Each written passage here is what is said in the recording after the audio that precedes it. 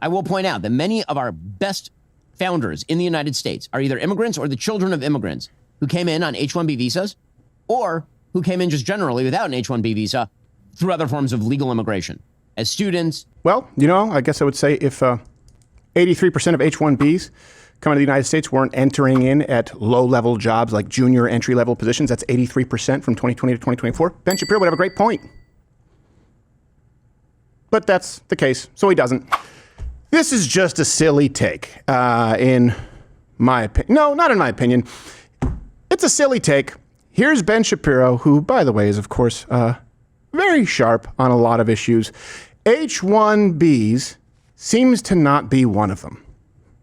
One, there are, in fact, certain positions in the United States that require a level of expertise that may not be reachable in the numbers that are currently being churned out by American universities. That is a shortcoming of our educational system, and it is a problem. And so you can say we should up our game. I agree. We should absolutely up our game educationally. But in the meantime, if you do not bring in the labor supply, particularly to tech, tech will go find the labor supply. And so what you will end up with is an office that was employing 30 Americans and 3 H-1B visa people. If the costs grow too high, simply moving to another country where they hire 30 Indians and 0 Americans. Right? This is the problem with the reason companies offshore is not because it's easy or fun to simply move your company somewhere else. It's because the labor cost becomes so prohibitive in the United States that companies move away. Fix it.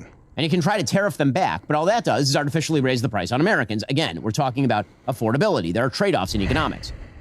Autarky comes with the fun feeling that everybody in America is making American product. It comes with the very large downside that your products are economically inefficient, they don't work as well, and you're not globally competitive. Economics globally, got it. Right? All policies have trade-offs. It is also better for the American people, broadly speaking, to bring in the best from other countries. Now, how do you determine the best? You can make, again, the case that the H-1B visa program is fatally flawed. It's not bringing in enough of the best. I will point out that many of our best founders in the United States are either immigrants or the children of immigrants who came in on H-1B visas or who came in just generally without an H-1B visa through other forms of legal immigration as students. And the reality is that maybe our screening procedures should be different, but we need to see specifics on what the screening procedures you're applying are that would allow for there to be, for example, an Elon Musk American citizen creating tens of thousands of jobs.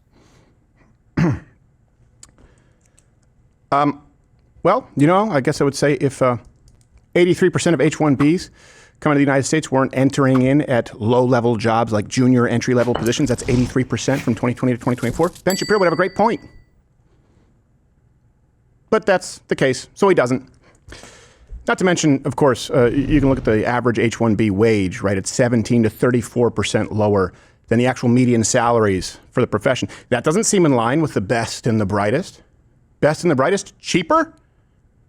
When people say, oh, well, if you want to scrutinize the program, well, when 83% of the H-1Bs that are part of this program are going to low-skilled or entry-level workers, I would say scrutinize anyone who supports the program. Because 83% of it is not in line with the program. It's not even close. In a cruel twist of irony, Daily Wire has replaced Ben Shapiro. Oh my God, beautiful. I don't want to get into it more. Hey, if I give you a stew that's 83% shit, is it still stew? Do you say like, well, I mean, it's a fact. We need to scrutinize the stew, or just throw out the stew because it's mostly shit? Make sense? It's kind of gross. Yeah. He's smarter than that. Yeah. He tries to conflate the H-1Bs with autarky, which is complete self-sufficiency, like in North Korea. Mm-hmm. So he goes from, we want to kick out some Indians that don't merge with our culture and take jobs from Americans, to we want to be a North Korean style economy. Yeah, no, exactly. And the other thing is, well, they're going to have to compete. Okay. We're talking about legislation at the top level, and then you don't run into that problem.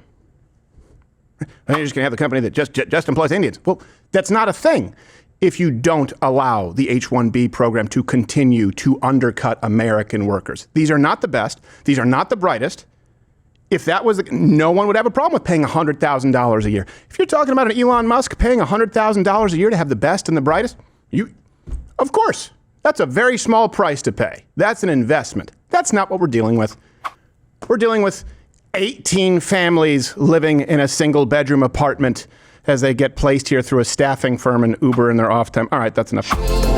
Oh, you're still here? And you're still watching this on YouTube? You've probably noticed something is missing by now. I'm not here. That's because the Live Daily Show is now streaming exclusively on Rumble weekdays at 11 a.m. Eastern. Tune in there, where nothing is censored.